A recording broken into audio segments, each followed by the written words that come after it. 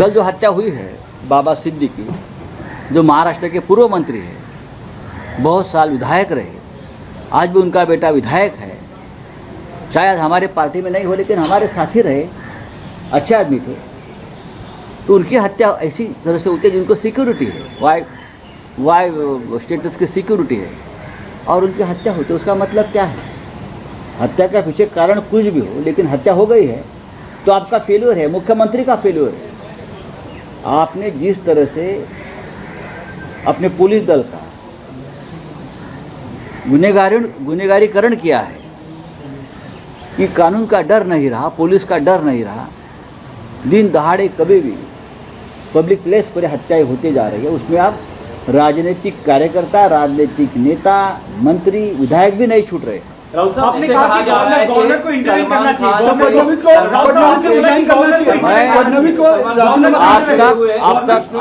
आप तक मैं ये कहता रहा हूँ, हम ये कहते रहे हैं भाई कि गृह मंत्री देवेंद्र फडणवीस पूरी तरह से फेल्यूर है, उनको इस्तीफा देना चाहिए।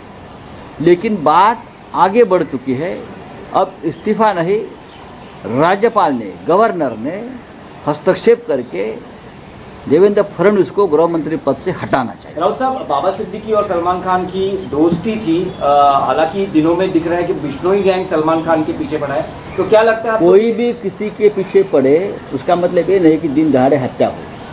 अगर हत्या होती है तो उनकी जिम्मेदारी गृह मंत्रालय की है।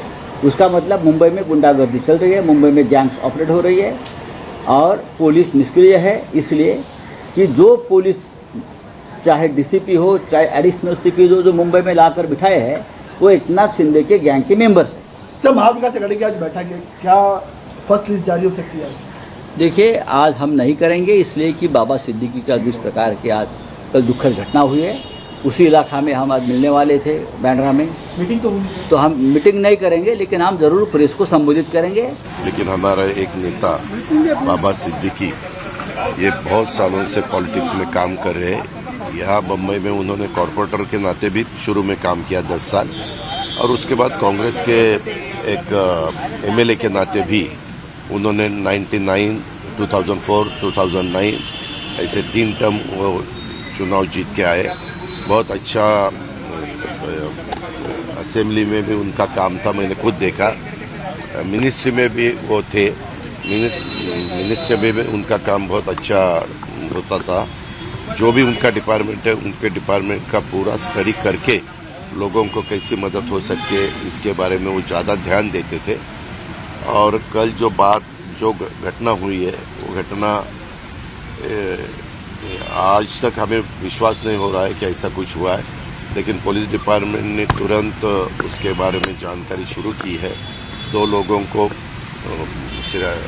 उनके हाथ में लगे हैं, 2 लोग, और भी कुछ लोग हैं। उनको ढूंढने के लिए, उनको लाने के लिए 5 टीम पुलिस डिपार्टमेंट ने लगवाई है और अलग अलग स्टेट में उनको भेजा है।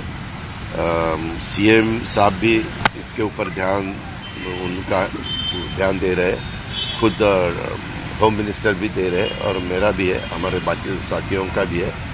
और जल्द से जल्द पता चलेगा कि एग्जैक्ट ये सब करने का कारण क्या है, किसने ये सब सुपारी दी, किसने ये सब किया। इसके बारे में तुरंत नहीं, लेकिन 1-2 दिन में ही पता चलेगा, ऐसा मुझे विश्वास है। और आज 8:30 बजे बड़ा कब्रिस्तान मरीन लाइन्स में जो है, वहाँ उनको दफनाया जाएगा, सरकारी इत्मीनान दफनाया जाएगा राजकीय सम्मान से। और उसके बारे में भी गवर्नमेंट ऑफ महाराष्ट्र ने ऑर्डर्स निकाले हैं, और अभी थोड़ी देर के बाद पोस्टमार्टम होने के बाद उनको उनके घर में लेके जाने वाले हैं, और वहाँ कुछ टाइम रखने के बाद उनकी जो कॉन्स्टिट्यूएंसी है, वहाँ लोगों को दर्शन के लिए रखने वाले हैं, और फिर बाद में रात को 8:30 बजे ये सब उनके दफनाने की पूरी ये हो जाएगा। दादा, अपोजिशन लीडर यहाँ आए थे, उन्होंने कहा कि कानून व्यवस्था फेल हो चुकी है, अब पूरे महाराष्ट्र में सबको बुलेट प्रूफ जैकेट दे देना चाहिए क्योंकि सरकार और ये सब फेल है और सबको इस्तीफा देना ये चाहिए। देखो, वो तो बोलेंगे ही बोलेंगे, ये ऐसे अब बिल्कुल नहीं होना चाहिए था। अभी अपोजिशन वालों क्या बोलेंगे, वही बोलेंगे, लेकिन हमारा काम है कानून ठीक रखना, कानून व्यवस्था ठीक न रखना, और उसके बारे में और भी जो भी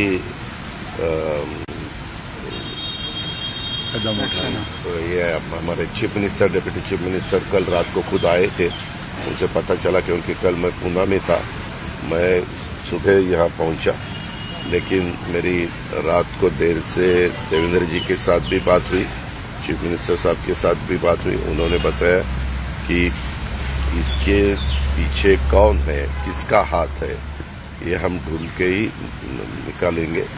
हम जरूर उसका बंदोबस्त करने वाले हैं जिन्होंने ये सब कदम उठाया, और अपोजिशन वालों को जो भी बोलना है वो बोल सकते हैं, लेकिन मेरी इतनी उनको विनती है कि अपना एक साथी, उन्होंने कांग्रेस में भी काम किया, हमारे महाविकास आघाड़ी में भी उन्होंने काम किया, अभी राष्ट्रवादी कांग्रेस में आके वो महायुति का भी एक घटक बने थे और अच्छी तरह से काम करने की उनकी कोशिश थी।